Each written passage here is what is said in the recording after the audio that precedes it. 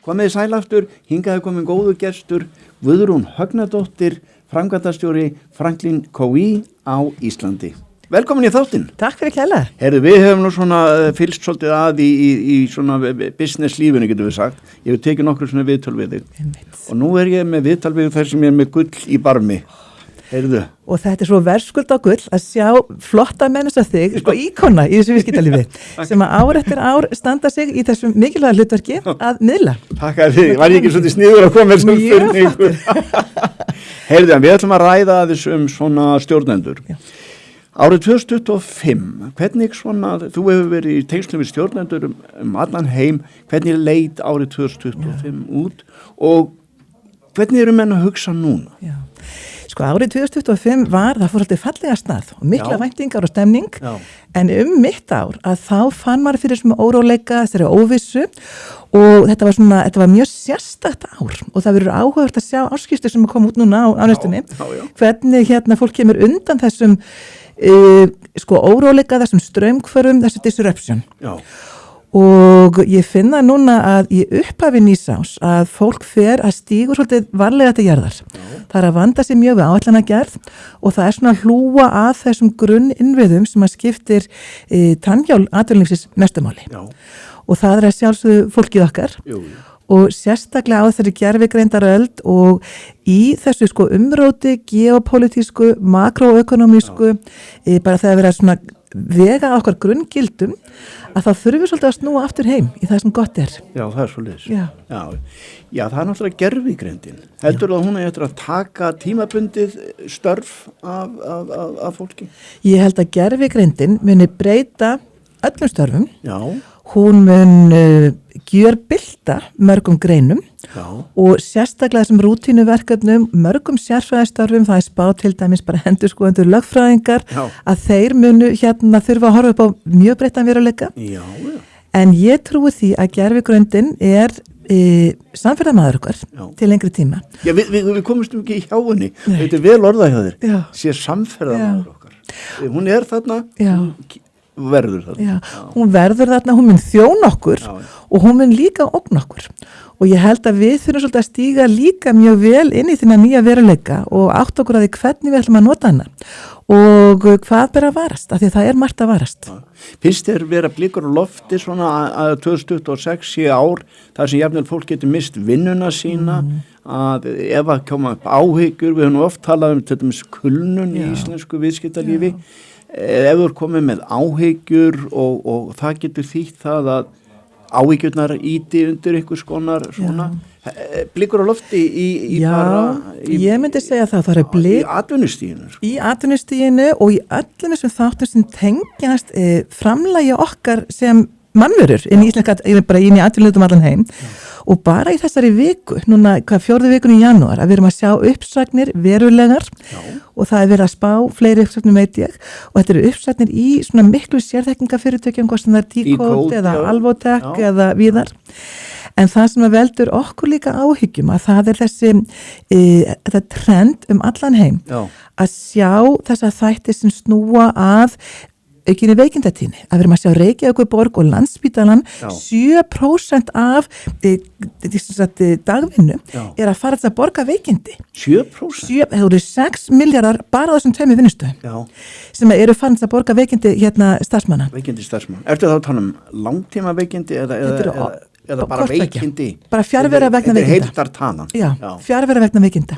Það sem við sjáum líka að það eru nýjar tölur frá Evrópu að ofsalega vaxandi tölur streitu, áhyggjur, geðræna sjúkdóma sem tengjast atvinnu og fjarveru vegna þeirra og við horfum á tölur til þess að virk heima, hvað er mikil aukning þar? Það er aukningin í virk. Já, þannig að þetta er áhyggjuefni og tækifæri þess að hugsa öðruvísi. Og það er það sem mér finnst það mestumáli hvernig við leggjum grunninn að menningu sér að vinnustöða, hvernig við kennum stjórnendum að fyrirbyggja þetta, taka á þessu og kannski mikilvægast á öllu hvernig við sjálf finnum fyrir tilgangi í störfum okkar, hvernig við kunnum að forgangsraða, hvernig við kunnum taka ákvarðanir og allir þessi grunnþættir sem að bara grísku heimspekingarnir nefndu sem bara krítískir inn í okkar samfélag og við erum svolítið gleymt. Aðeins bókina 7 venjur til árangurs. Já.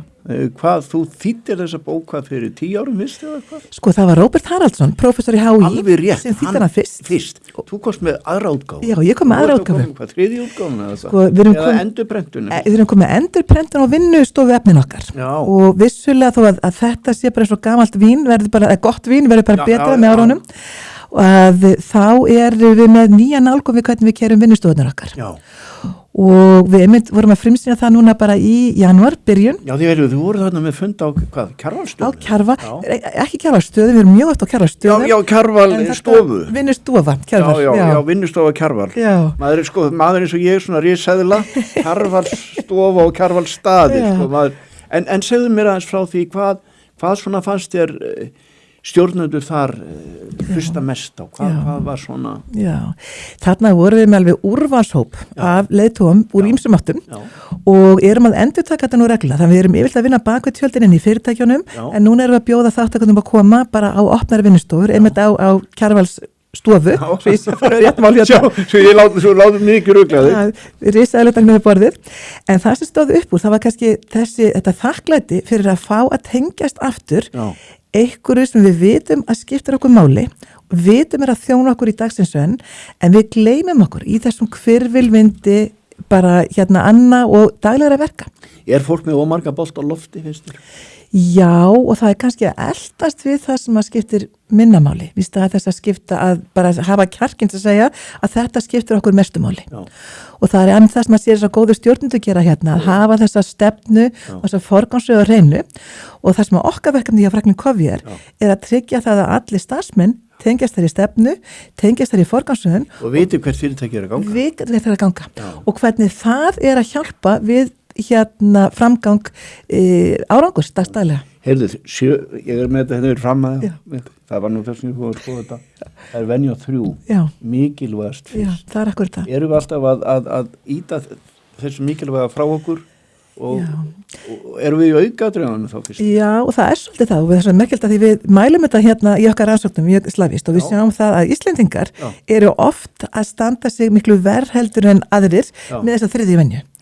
Að við erum svolítið alið upp í þessari vertíðastemningu þar sem við erum bara að eldast við síðasta símtalið, fundin, verkefnið en að staldra við og muna fyrir hvað stönd við hvað erum við að gera hver er tilgangur okkar verka og hafa kjarkinn þess að fylgja því og það leikur árangur og það er þriðja venjan. Þannig að maður er alltaf að gera kannski það sem skiptir ekki máli. Já, nú síðan er það hugsaðu í vinn-vinn, mér er alltaf fundist það er að segja það er ekki ég sem þarf að hafa núna ef ég er að semja eða gera eitthvað, þetta þarf að skipta báða aðeila máli.